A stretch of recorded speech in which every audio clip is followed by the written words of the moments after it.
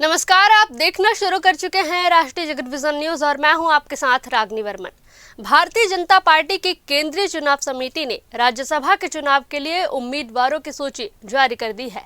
छत्तीसगढ़ से पार्टी ने लक्ष्मी वर्मा को अपना अधिकृत प्रत्याशी घोषित किया है।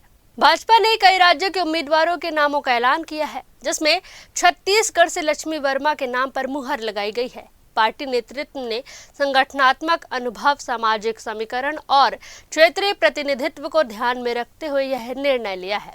लक्ष्मी वर्मा लंबे समय से पार्टी की सक्रिय कार्यकर्ता रही हैं और विभिन्न दायित्वों का निर्वहन कर चुकी हैं। राज्यसभा की इस सीट के लिए नामांकन प्रक्रिया निर्धारित तिथि पर शुरू होगी।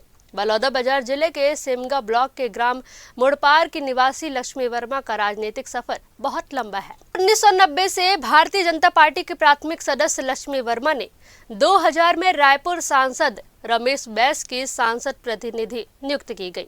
अगले ही साल 2001 में उन्हें भारतीय जनता पार्टी महिला मोर्चा कार्य समिति की सदस्य चुना गया। इस दायित्व को उन्होंने 4 साल तक संभाला। पार्टी के भीतर उन्हें उनकी सक्रियता का फल भी मिला। 2010 में उन्हें भारतीय जनता पार्टी पंचायती राज प्रकोष्ठ की राष्ट्रीय कार्य समिति 2010 से 2014 तक के साथ साथ भारतीय जनता पार्टी महिला मोर्चा कार्य समिति का सदस्य 2010 से 2022 तक नियुक्त किया गया।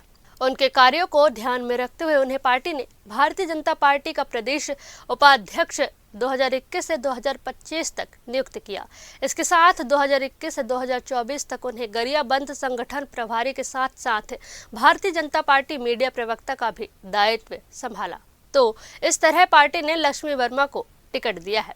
फिलहाल इस खबर में बस इतना ही। आगे की हर अपडेट के लिए बने रहिए राष्ट्रीय जगत विजन न्यूज के साथ। नमस्कार।